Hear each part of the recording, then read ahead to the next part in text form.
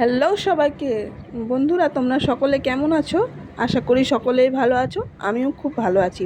আজকে একটা নতুন রেসিপি তোমাদেরকে দেখাবো, সেটা হচ্ছে মোরলা মাছের বাটি চচ্চড়ি।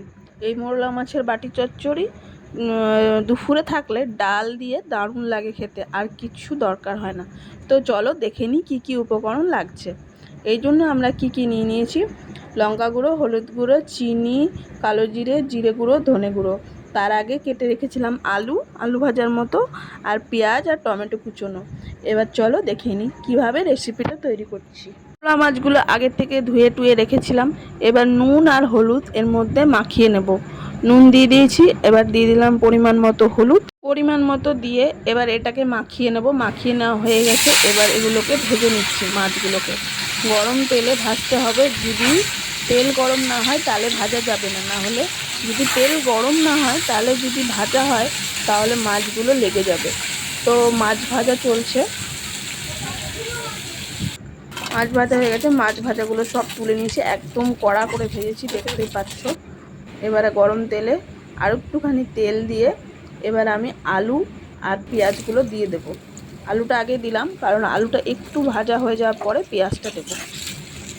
আলুটা ভেজে নিচ্ছি হালকা করে, খুব ভাজবো না, হালকা করেই ভাজবো। পেঁয়াজগুলো দিয়ে নিলাম।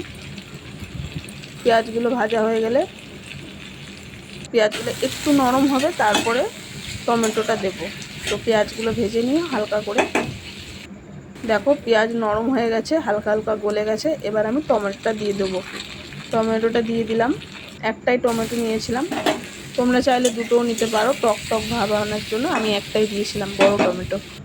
টমেটোগুলো দেওয়ার পরে যে মশলাগুলো তোমাদেরকে দেখিয়েছিলাম সেই মশলাগুলো দিয়ে নিলাম। এবার ভালোভাবে আমি কষিয়ে নেব।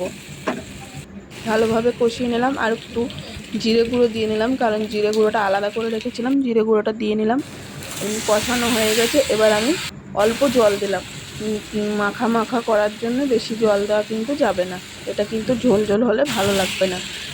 অল্প জল দেওয়ার পরে নেড়ে চেড়ে দেখছি একটু জল দিতে হবে, কারণ কি আলুটা সিদ্ধ হতে হবে। আলুটা সিদ্ধ হলে মাখা মাখা ভাবটা আসবে। এবার আলুটা সিদ্ধ হওয়ার জন্য পরিমাণ মতো জল দিয়ে আমি চাপা দিয়ে দেবো। তো মোরলা মাছটা আমার একদম মাখা মাখা হয়ে গেছে। এবার আমি প্লেটের মধ্যে নিয়ে সার্ভ করব। বন্ধুরা, আমি ভিডিও যা যা আপলোড করি তোমাদের যদি ভালো লাগে তোমরা আমার চ্যানেলটিকে সাবস্ক্রাইব করে পাশে থাকা বেল আইকনটিকে প্রেস করে দেবেন নতুন নতুন ভিডিও আপডেট পাওয়ার জন্য। দুপুরবেলা গরম ভাতে শুধু ডাল করে নেবেন, আর এই বাটি চচ্চড়িটা হলে আর কিছুই লাগবে না। এক থালা ভাত পুরো খেয়ে ফেলবেন। তো বন্ধুরা, বাড়িতে বানিয়ে খাবেন আর কমেন্টে আমাকে জানাবেন কেমন হয়েছিল খেতে। তো দেখা হচ্ছে নেক্সট ভিডিওতে। Thank you for watching. Tata.